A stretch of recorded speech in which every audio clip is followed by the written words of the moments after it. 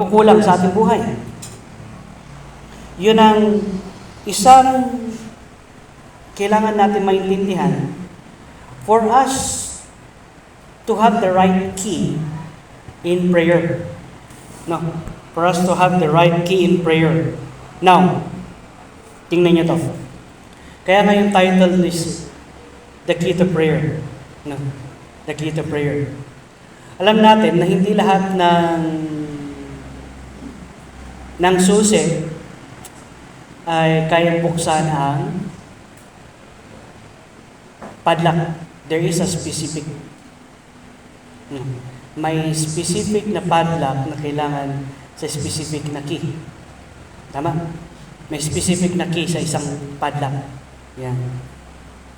Kaya nga, here, love must have a cause. Napag-aralan natin yung last time.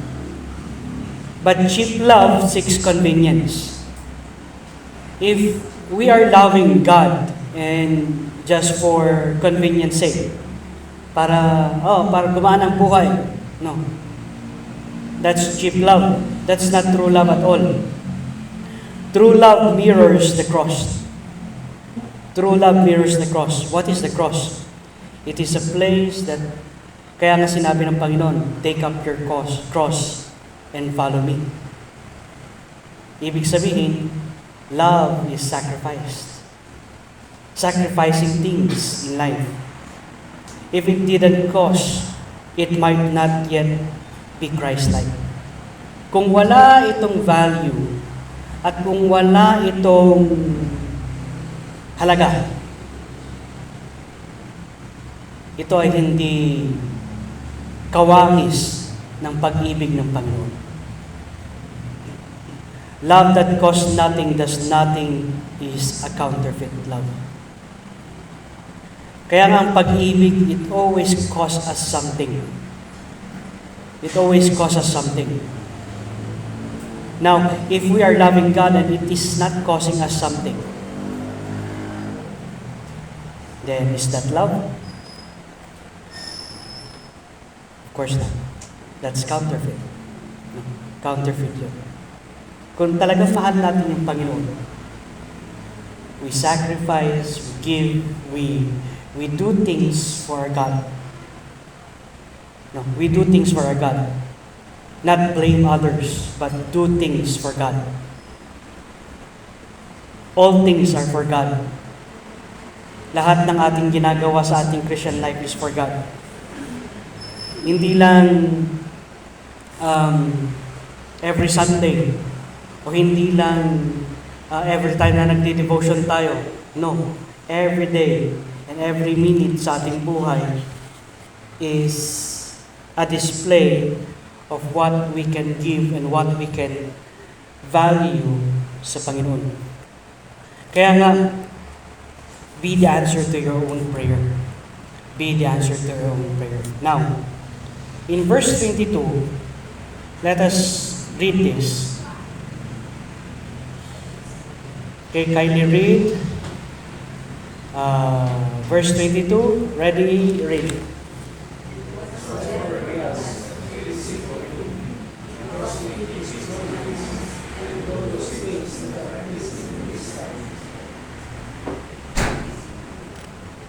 Whatsoever he asks. Ganda, di ba? Kahit anong hingilin mo, ay pwedeng ibigay sa'yo. So, this passage of Scripture is it true? Is it true? Kahit anong hingin mo, matatanggap mo. Is it true? Yes, it's written. No. Whatsoever. Sabi niya, whatsoever you ask. Of course, you would not ask sin. No. So, whatsoever you ask. Pero may bagay ito. Because, sabi niya doon. Because we keep His commandments. There is the right key. The padlock is whatsoever we ask. Yun yung padlock. Pero there is a right key because we keep His commandment. Keeping God's commandment is the right key for us to ask and we will receive. But if we are asking amiss, di ba? If we ask amiss, ibig sabihin, hindi kalooban ng Panginoon, you will not receive it. Kasi hindi siya kalooban ng Panginoon. And do these things that are pleasing in His sight. Now, John declares that answered prayer is closely connected to an obedient life. So, kung gusto mong sagutin ng Panginoon ang iyong panalangin, be obedient. Kaya nga, obedience is the very best way to show that you believe, di ba? Kanta ng bata, obedience is the very best way to show that you believe. Why? Di ba? Whatsoever you ask. Baka pag humihingi ka, kahit ikaw nag-aalinlangan kung sasagutin ng Panginoon. Why? Because we don't have a close relationship with God. We don't obey Him that much. But if we obey God that much, yung confidence of asking is there. The confidence that you can ask anything. Tingnan niyo si Elisha. Tingnan niyo sila Elijah. When they ask God, they are confident that God would send. Di ba? Ang daming example sa Bible. Ano yung ginawa ni Elijah? Ito, tingnan niyo to. Sa mga young people, tingnan niyo yung passage sa Kings na slashing. That is a form of worship kay Baal. And that is a form of worship kay sino na yung mga gods ng Amorites?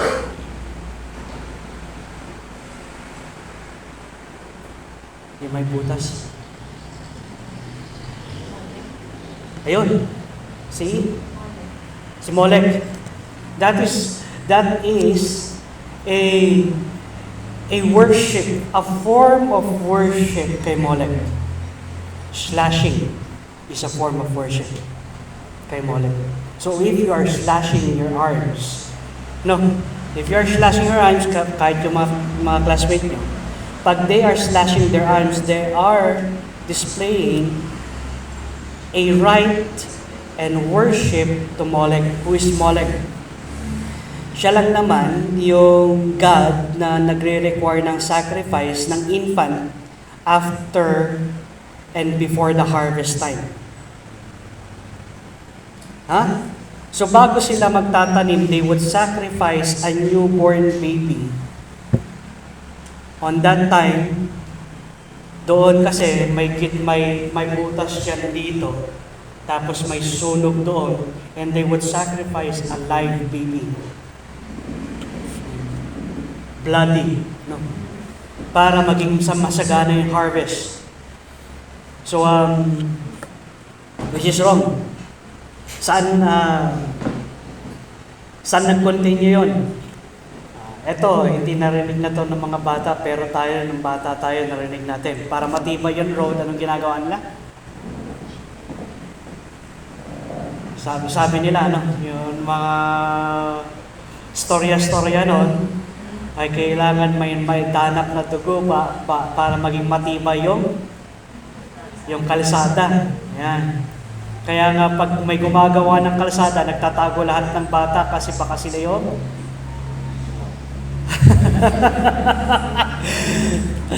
Diba? Pero of course, hindi naman gagawin ng mga tao yan. Pero hindi natin alam.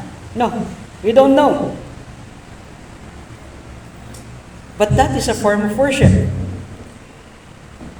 Now they believe in their prayer, that God would answer their prayer. Their God would answer their prayer. Because the greater the sacrifice that they have, they fear. Pero pagdating sa ating mga mananampalataya, pagdating sa ating mga Kristiyano, Obedience is the key. Obedience is the key. You obey God, God answers it. Kaya nga ang obedience is not just simply obedience, but obedient life, ang ibig sabihin ng obedient life is kung ano yung gusto ng Panginoon na ipagawa sa iyo. Ano yung gusto ng Panginoon na ipagawa sa iyo? Di ba? Napag-aralan natin yun last time. Kung ano yung gusto ng Panginoon na ipagawa sa iyo. Kung ano yung pinapakita sa iyo ng Panginoon, yun ang gustong pagawa sa iyo ng Panginoon. At kung hindi mo tinutupad yung pinapakita sa iyo ng Panginoon, mahihirapan ka talaga na manalangin. Bakit? Alam mong hindi sasagutin ng Panginoon dahil may issue ka sa Panginoon. Anong issue mo? May gusto siyang ipatupad sa buhay mo pero ayaw mo. Obedience. If we want our prayers to be answered, let us truly obey God. This does not mean we earn blessing or manipulate God. Instead, obedience aligns our hearts with God's will. Ia-align ng Panginoon yung gusto niya sa buhay mo, the plan that He has for you. Kaya nga sa Jeremiah, di ba? Palaging na-mention itong verse na to. Plans to prosper you and to give you an expected end. Ano yung umpisa ng verse na yan? Di ba? You memorize it. Pero kung titingnan natin, I have plans. When God has a plan, tingnan nyo, kahit sa nation of Israel, when they obey God, the people prosper, the country prosper. The country prosper, and not only the country prosper, their lives prosper. Obedience is the key. Tingnan mo, kahit yung pinaka-famous na verse sa Chronicles, if my people which are called by my name shall humble themselves and pray. Why would God require humbling? Because they don't obey God. Obedience. Kaya nga obedience aligns our heart with God's will. When our heart is aligned with His will, yung desire natin and the request that we have, the kind that God would godly answer.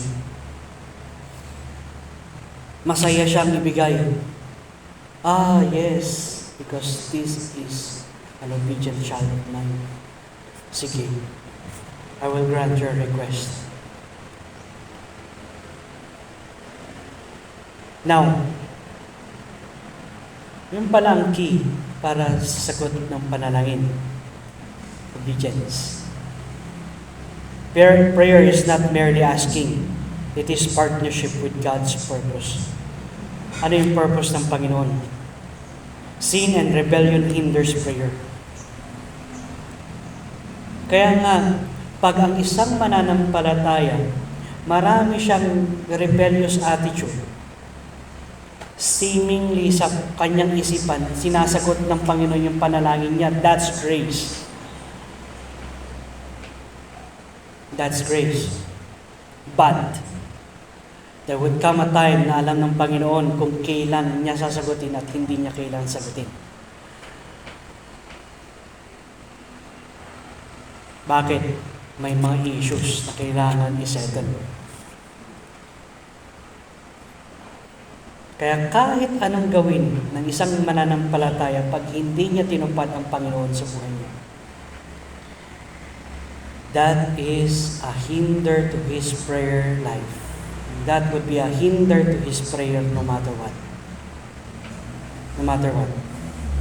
Magiging hinder yan sa kanyang panalangin. anything you ask.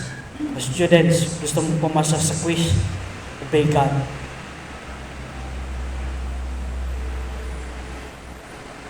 Gusto nyong ma-favor kayo ng mga teacher nyo, obey God. I'm not joking. Totoo yun. When you obey God, they would favor you. Why? Yung blessing ng Panginoon nandun. God can move mountains. God can move the clouds. Obedience requires total obedience. Kaya nga, kung may mga issue sa buhay, may mga issue tayo sa buhay that God is showing our lives. Pinapakita ng Panginoon sa atin. No? Pinapakita ng Panginoon sa atin. Ibig sabihin, yun ang kailangan nating asikasuhin sa ating buhay para sagutin ng Panginoon ang ating panalangin. Amen? Obedience produces confidence when we pray. When you're not confident to pray about it, there is an issue. Or, ibig sabihin lang, ay hindi pa yun yung right time for you to ask those things. Pero, punta ka dun sa primary. Ano yung issue? Lord, bakit? Bakit hindi ako confident na hingin to sa'yo? John teaches elsewhere that prayer is answered when? Kailan ba sinasagot ng Panginoon ang panalangin? When it is according to His will. 1 John chapter 5 verse 14 and 15. Titingnan niyo doon.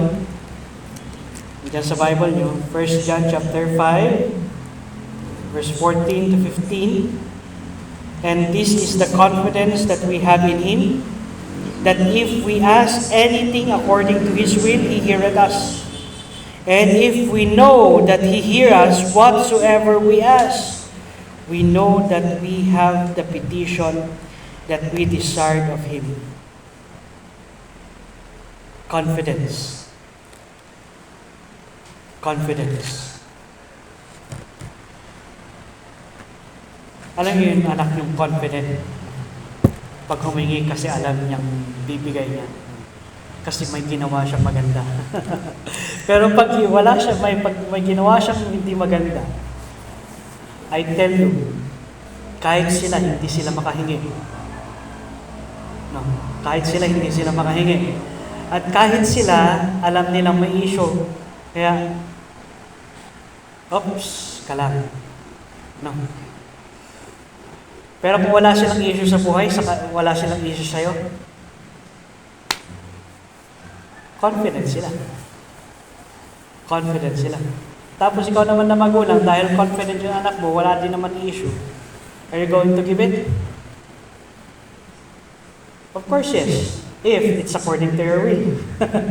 Di ba? If it's according to your will. If it's according to what you want. Di ba? What you want. Kaya nga according to His will. It is prayed by those abiding in Christ. John 15:7, abide in me and I in you. Ask whatsoever ye ask, ye will receive it. Ilang beses yan na-mention ng Panginoon. Ilang beses na-mention yan ng Panginoon na if anything, kahit ano ang gusto mong hingin sa akin, if you are abiding in my name, if you are abiding in me, pag sinusunod mo ako,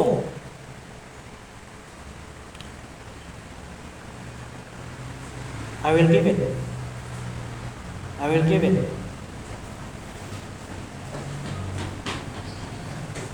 It is aligned with righteousness.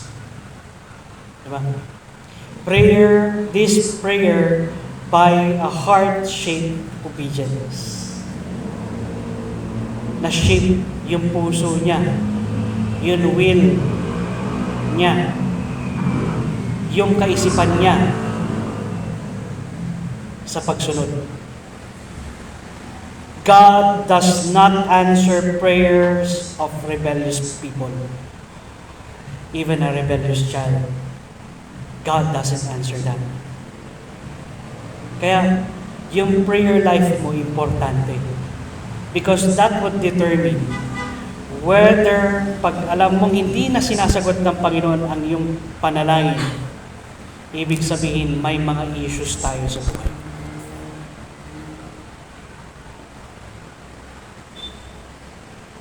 God does not answer prayers of rebellion people. It implies intentional obedience, not perfect performance. Hindi yun perfecto, self-righteous na Kristiyano, hindi. It is intentional obedience. When we say intentional obedience, you intend, to obey. Na talagang, sige, susunod ako. Kung anong gusto mo, Panginoon, I will. No.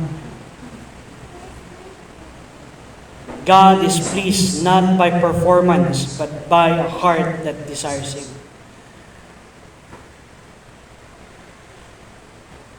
Kasi kung may desire tayo to worship God, if we have that desire to obey God in our life, that's enough.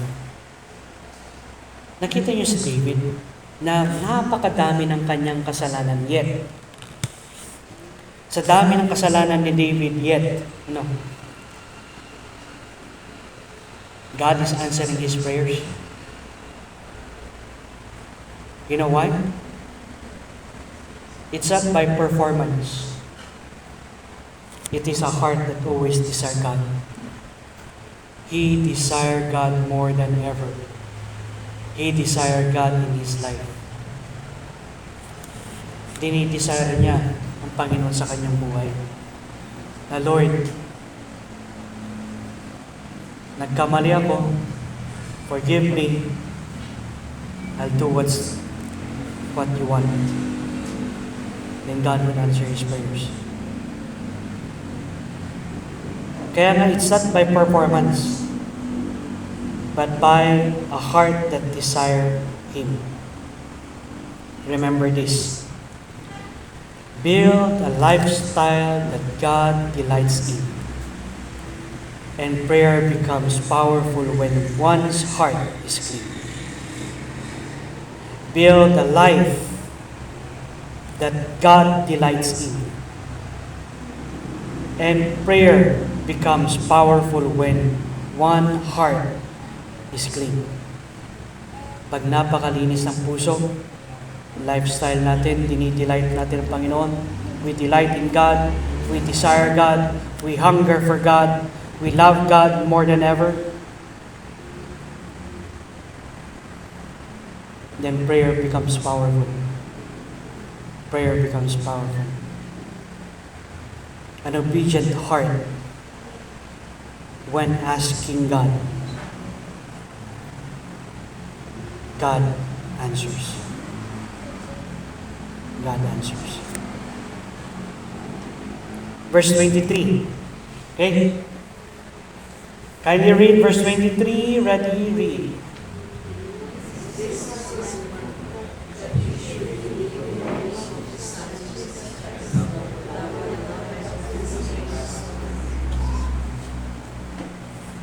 And this is His commandment, that we should believe on the name of the Son of Jesus Christ, and love one another as He had gave us commandments.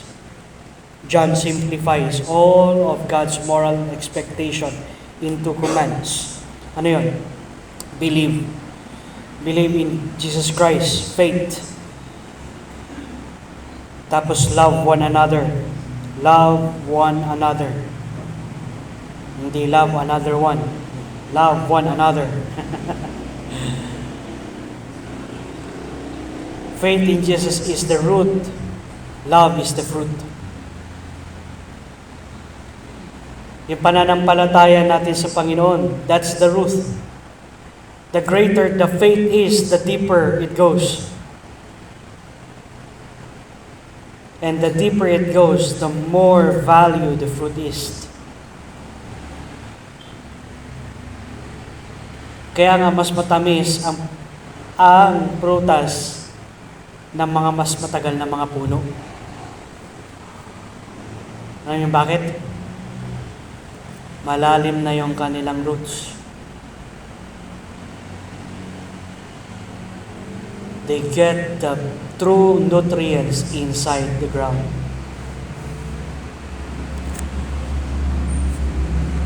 Ang Christianity, hindi naman yan complicated.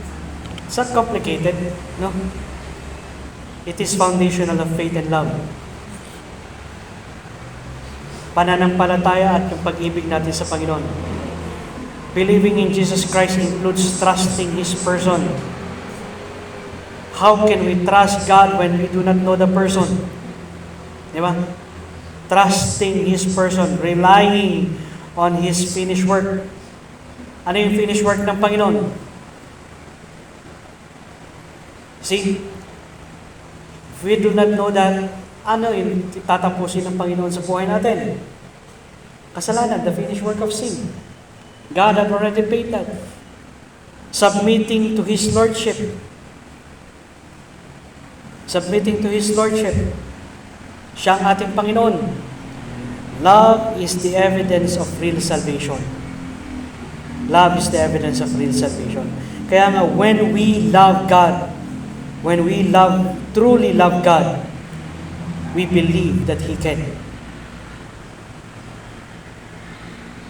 Faith and love cannot be separated. Faith and love cannot be separated. When you have faith in God, you love God. When you love God, you have faith in God.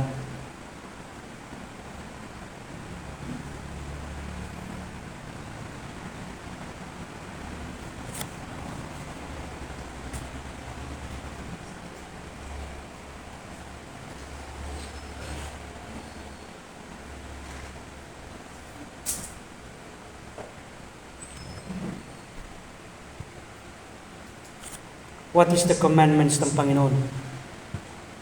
The gospel produces love. The gospel produces love. When we say love at any cost and love without love without any. Sabihin mo na wala siyang pinipiling tao. Parang GMA lang. Walang kinikilingan. Pero may kinikilingan. Pero walang kinikilingan. Ayan. Balita lamang. Pero hindi. When we truly love God, He loves the sinners first. Di ba? Kaya nga a church that is not having a community ministry is a club.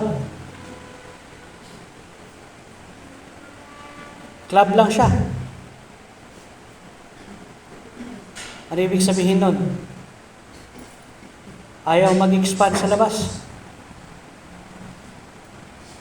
Satisfied lang dito sa loob. Kaya nga praise the Lord at binigyan tayo ng Panginoon ng PDL ministry, binigyan tayo ng police ministry, binigyan tayo ng ministry sa school. By the way, pag-pray nyo itong mga ministry na to because these ministries are expanding rapidly. Why? Because God is coming soon. Jesus Christ is coming soon. Kaya kung titingnan natin yung ministry natin na na-start dun sa school nila Sister Lorena, dun, no? The music club ay mag-i-expand. And what do we need? We need facilitators. We need facilitators. O kayong mga naka-SLP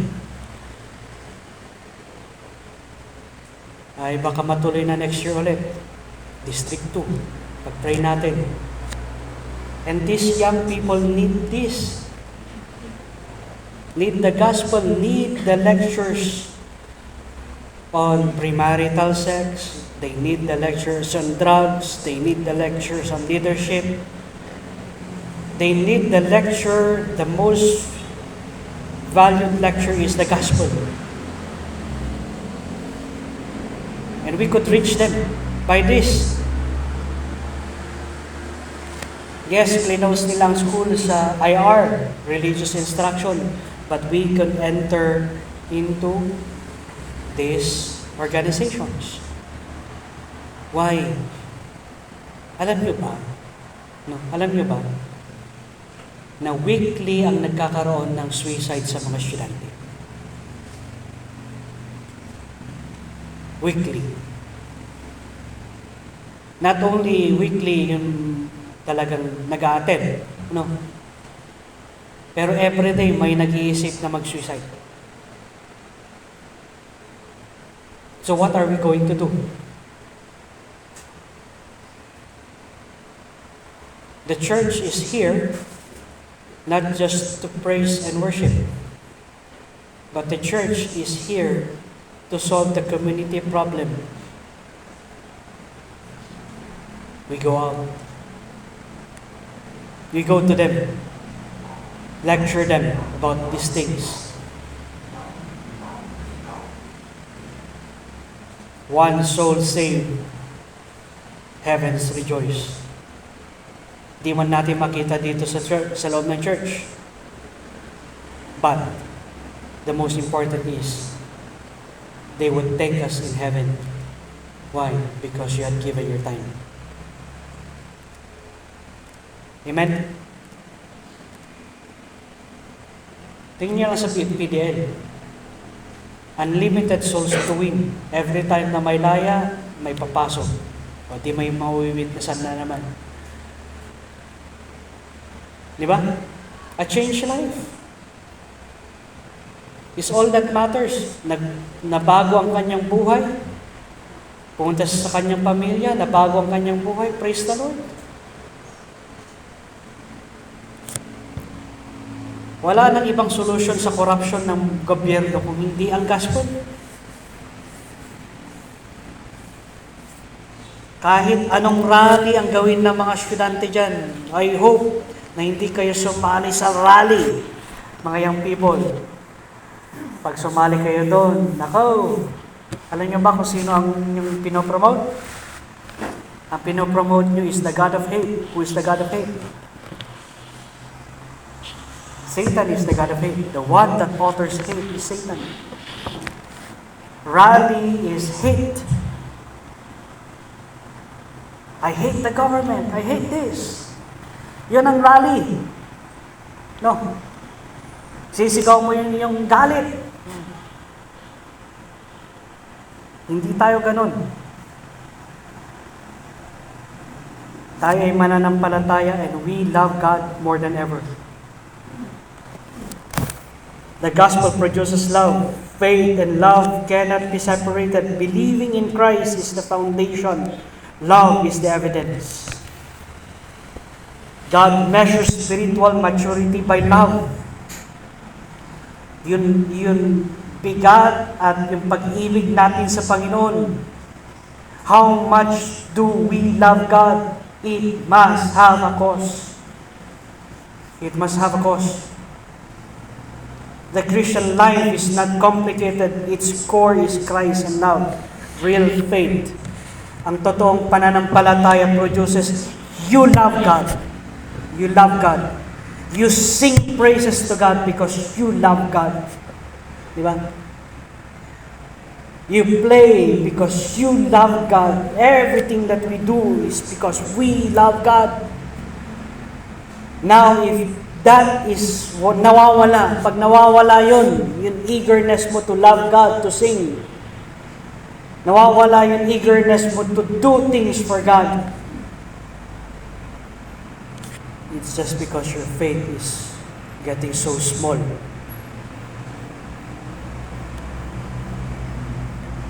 And it doesn't produce real love anymore.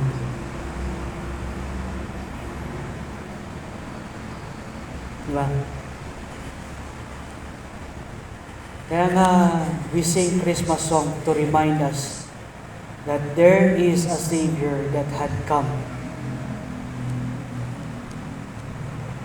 Dumating siya in His splendor. He gave up that splendor. He gave up heaven just to be with you and me.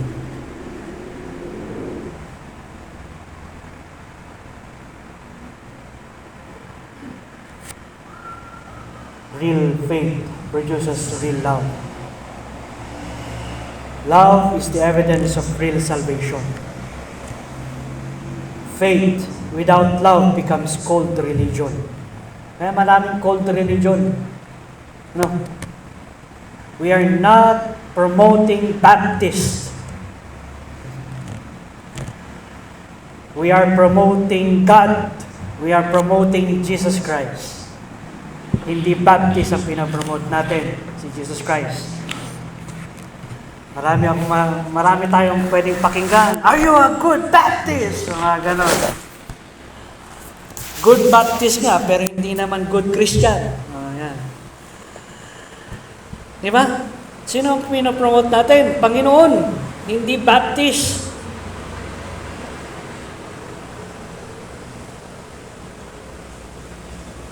Hindi naman Baptist ang nakakapag-save sa mundo. Faith without love becomes cold religion.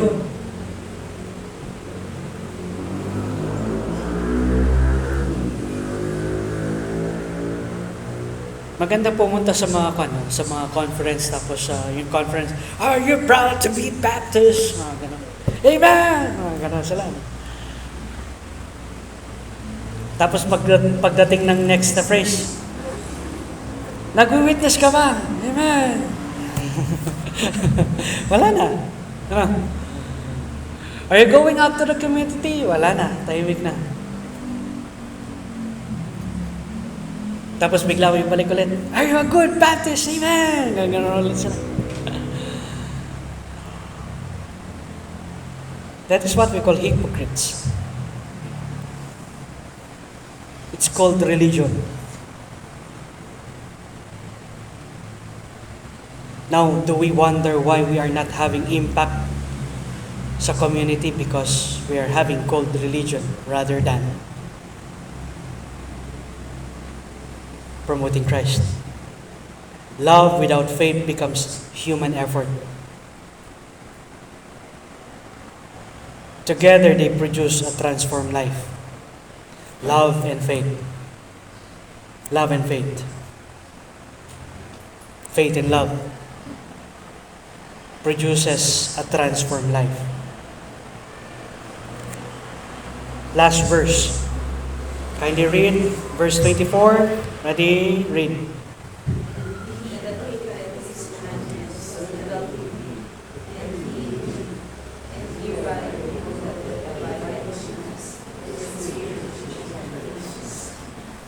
Matindi yung statement, di ba? And he that keepeth his commandment dwelleth in him, and he in him. And hereby we know that he abideth in us, by the Spirit which he had given us. Those who obey Christ's command abide in him. This mutual indwelling has two parts. We live in Christ, we depend on Him. Christ lives in us through the Holy Spirit. Kaya nga, when we live for Christ, we depend upon Christ. We depend upon Him. When Christ lives in us, the Holy Spirit works in our lives. And how do we know we truly belong to Him? The Holy Spirit's presence. Yung presensya mismo ng banal na Espiritu. When we pray, when we ask God, when we do our work, when we go to school, when you have problems in life, when you have trials in life, when you sing songs that would mean your relationship with the Lord. Sometimes you sing song and you cry Because that is the effect of the Holy Spirit's presence in your life. At pag nawawala na yun,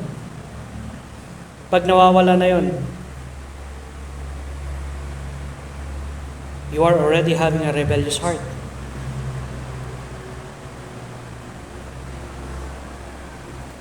And remember, God doesn't answer a rebellious man.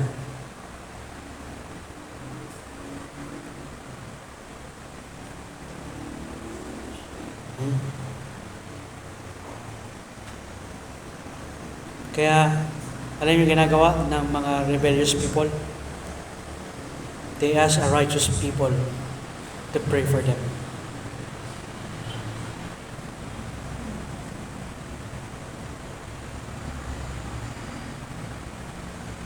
Why? Pilipino tayo eh, alam natin yan, di ba? Nagkapit ka kay Mayor, di sige, lapit ako sa'yo. Tama?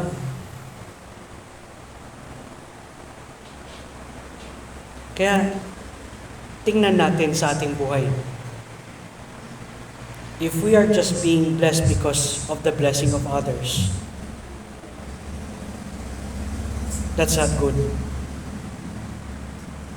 We should be blessed because of our relationship with the Lord.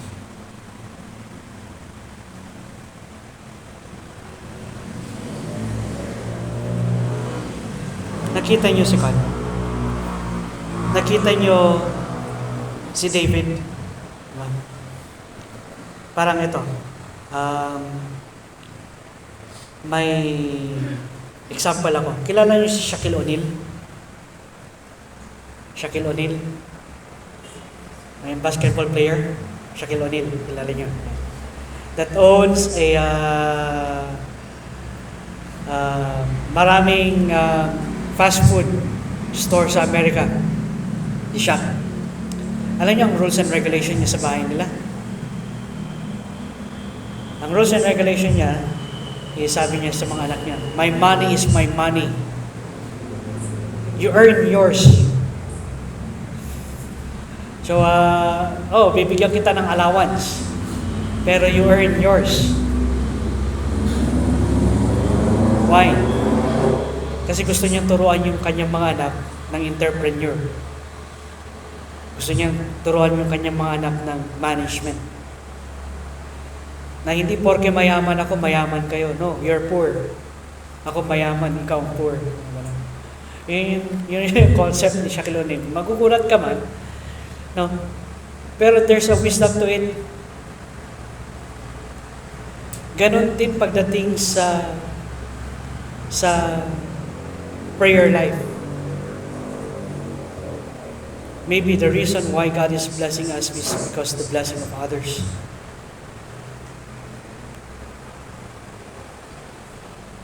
Walang shortcut. Let us pray and let us be obedient sa Panginoon. Obedience is the key. Those who obey Christ's commands abide in Him. Kaya nga,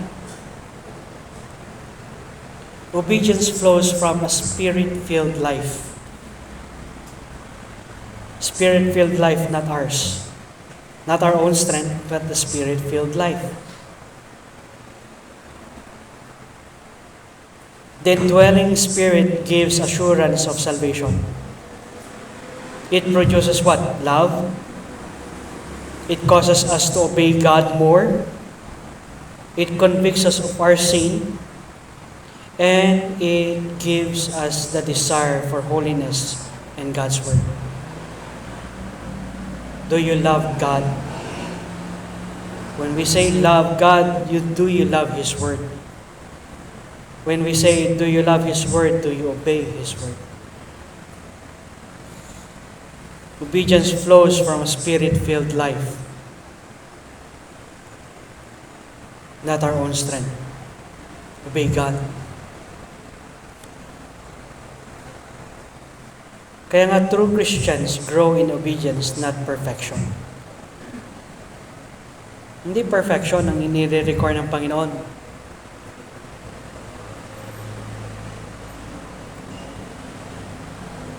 But obedience.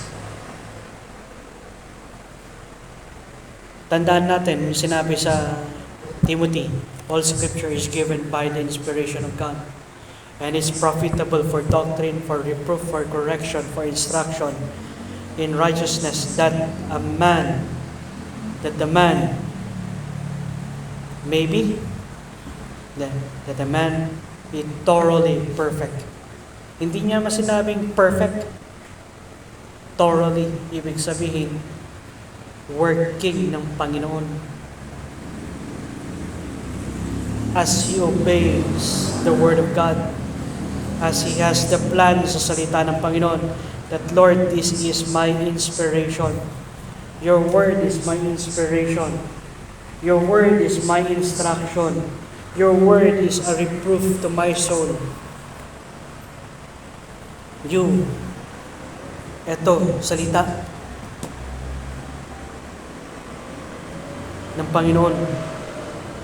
It gives direction. Kaya nga, obedience flows from a spirit-filled life. How?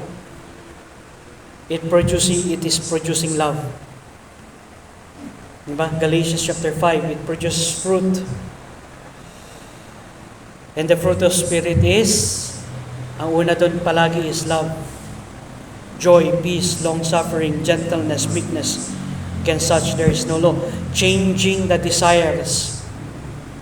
Yung mga desire natin sa buhay, pinapalitan niya ng Panginoon kung ayaw niya. At kung alam mong ayaw niya ng Panginoon, maa-align yung puso mo doon. At pag na-align yung puso mo doon, alam mo na kung anong kailangan mong hingin sa Panginoon dahil alam mong ayaw niya to, gusto niya to. It's change the desire. It convicts the sin. When we sin, when we do things wicked sa Panginoon, a spirit-filled life corrects that sin. It empowers obedience. Ang hirap mag-obey sa Panginoon. No, it's not. Nahihirapan ka dahil ayaw mo. Di ba parang ganito? Lahat tayo, nasubukan natin to. No? Meron ba yung time na ayaw maghugas ng pinggan at ikaw yung pinaghugas ng pinggan? Meron? Maraming beses.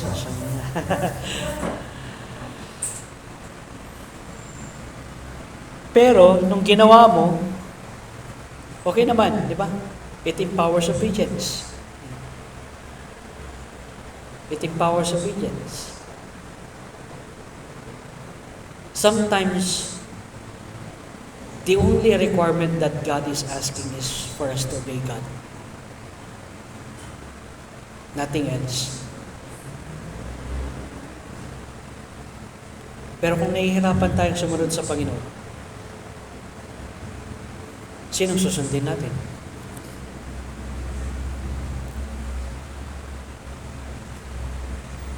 Sinong susundin natin? Sarili natin. Sino magtutulak sa sarili natin? Kasalanan.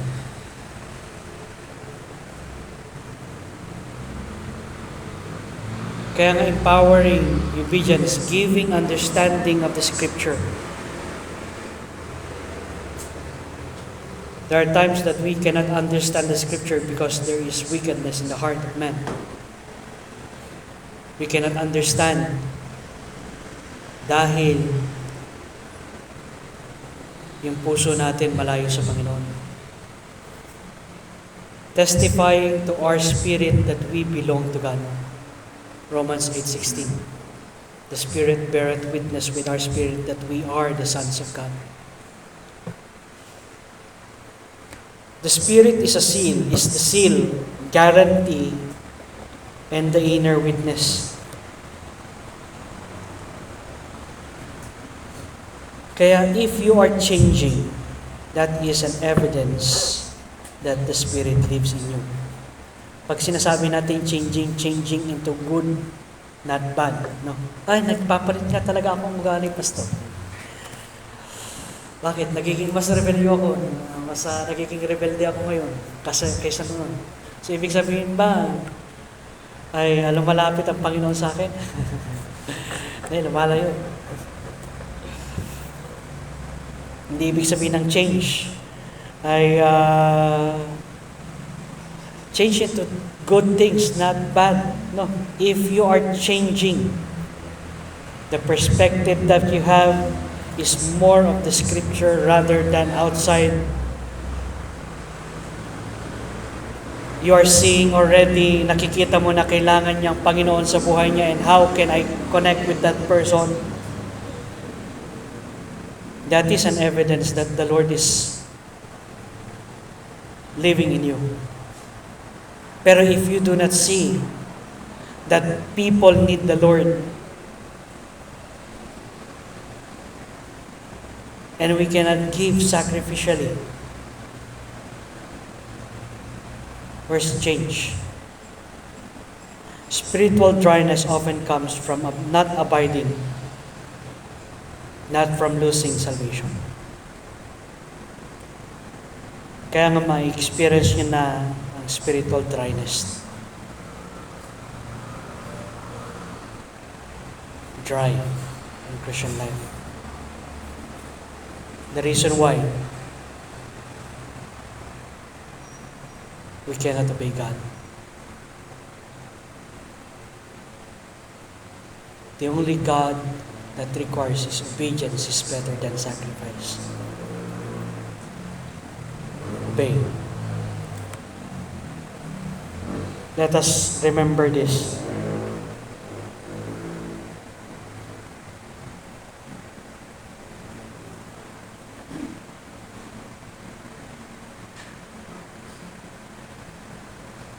What act of love is God requiring of you? Are there certain issues in your life that God is requiring you to obey, to perform, so that our prayers would be answered?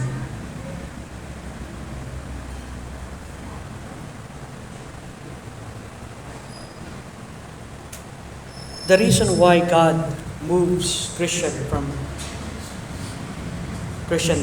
to other Christians is because God is requiring them something. And if they cannot obey, they go out, but they cannot escape.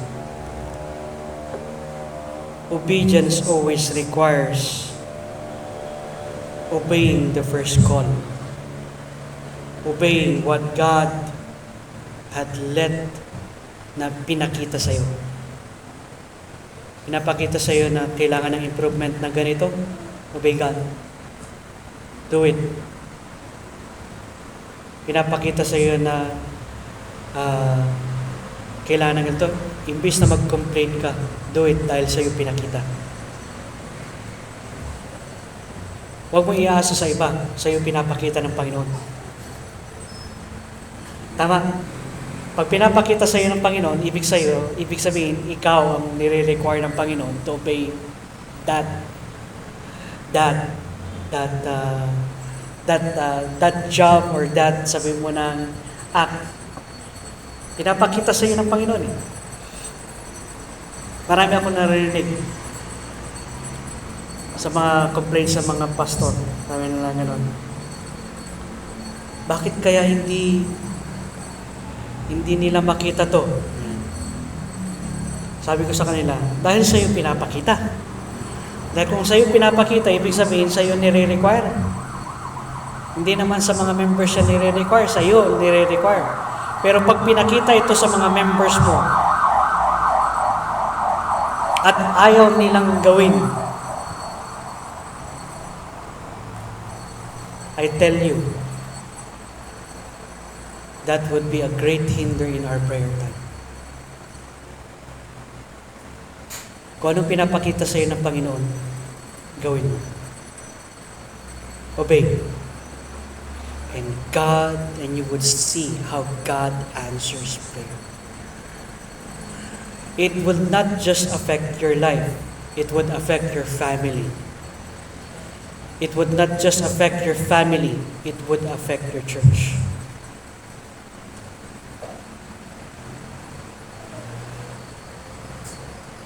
The act of love that God is requiring of us to perform and to obey is the key for us to have an answered prayer.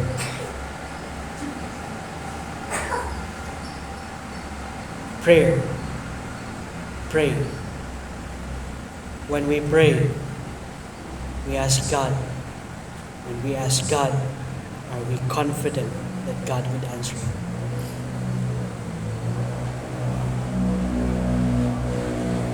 Kaya nga, simple lang, di ba? Gusto niyo masagutin ng Panginoon ang panalangin niyo? Pray God. Obedience. Obedience. You surrender to God. Surrender all sa Panginoon. Why? Then God will answer your prayer. Isipin niyo to. Malaki yung blessing nito. Tingnan niyo. Whatsoever you ask.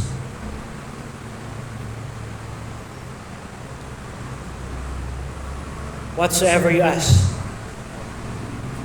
Kahit anong hingin mo sa Panginoon, bibigay niya basta you totally obey Him. What is the very need that you have right now?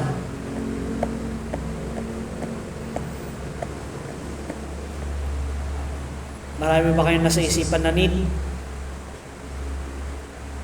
Marami ba kayong kailangan i-settle? Obey God. Then you would see how God answers prayer.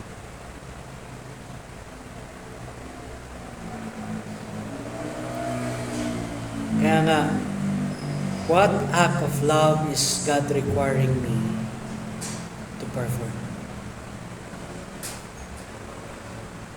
An act of love is sacrificial. Anong isa-sacrifice ko sa Panginoon para sagutin ng Panginoon yung panalangin ko? Maybe that is an issue in life. No? That is an issue in life na kailangan mong isettle sa Panginoon. Or, there is an issue in your life,